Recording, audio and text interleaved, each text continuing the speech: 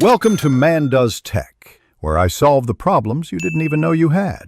In this video, I will explain how to remove a BMW X1 dashboard. First, ensure your vehicle is parked safely and the engine is off.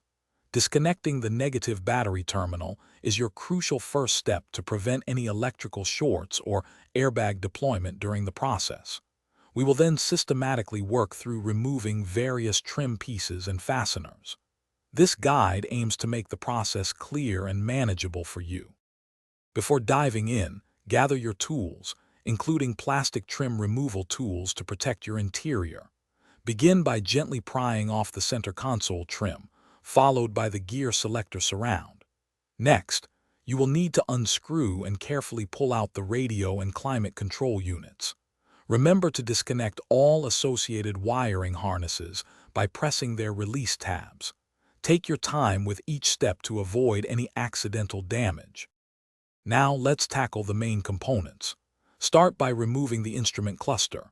It's usually held by a few screws. Next, carefully detach the passenger side airbag unit, making sure its electrical connector is safely disconnected. You'll find several dashboard mounting bolts, typically 10 mm or 13 mm, hidden around the perimeter and behind previously removed components.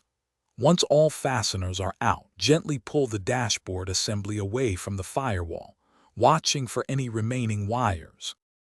With the dashboard removed, take a moment to inspect all components for any necessary repairs or replacements. Reassembly is essentially the reverse of removal, so ensure all screws and connectors are properly seated.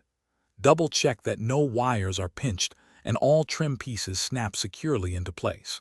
Remember to check the description below for a link to the Echo Dot smart speaker and other great deals. Finally, reconnect your battery and test all electrical functions, including lights, radio, and climate control, to confirm everything works perfectly. Thanks for watching. If you found this helpful, don't forget to like and subscribe.